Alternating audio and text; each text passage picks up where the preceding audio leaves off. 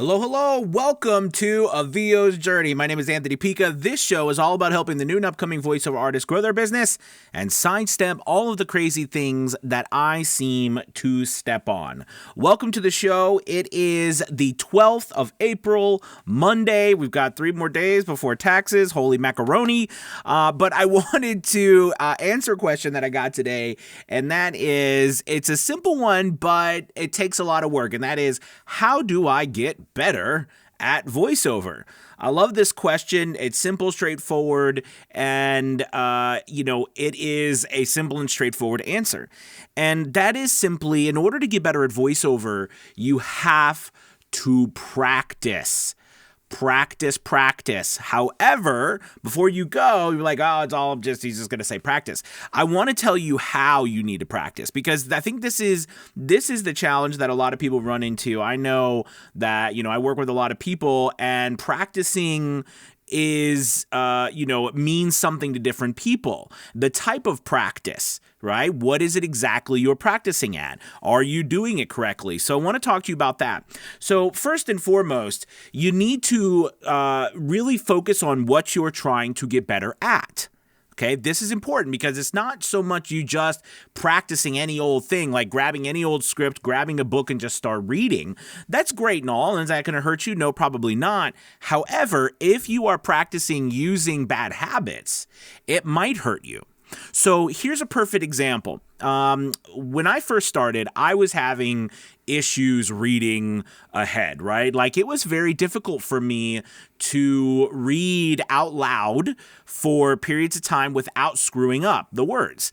And, if you're just starting out, or you might not be starting out, you know exactly what I mean. Unless you have been reading off a teleprompter for a long time, or you were in a job or somewhere where you read a script out loud constantly, it's difficult without screwing up, especially long form narration.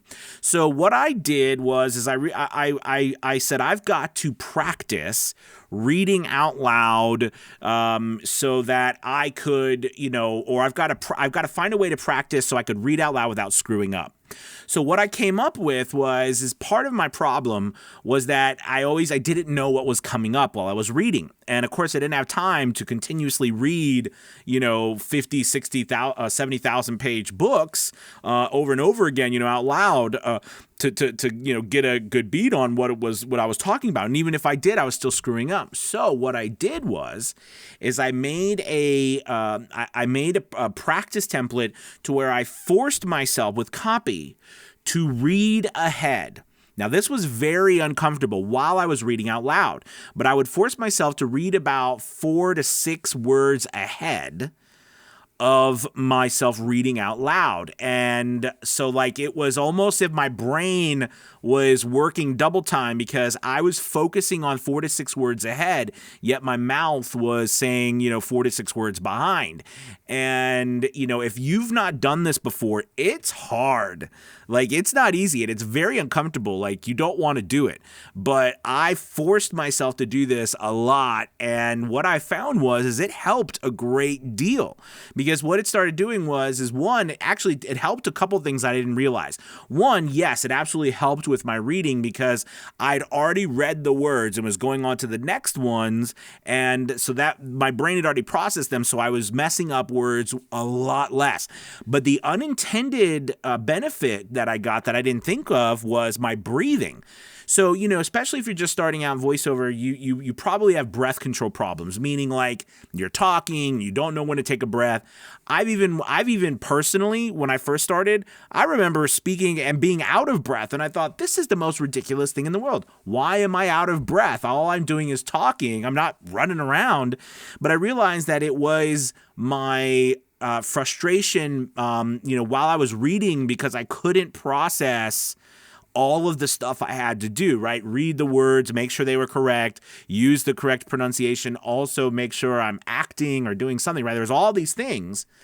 And part of my issue was being able to read out loud without screwing up. So, needless to say, this was an amazing way to practice. It was hard, And you can use that practice technique, get a copy, get something, a book from your house, a copy online from Amazon, from the first or second chapter that's free on every book or whatever, and just practice reading ahead while you read. This is more for long form narration, but what you will find is that it really will help you in all of your voiceovers, because I find that the less I have to do take after take after take, the more I can interpret a script better by being able to read ahead.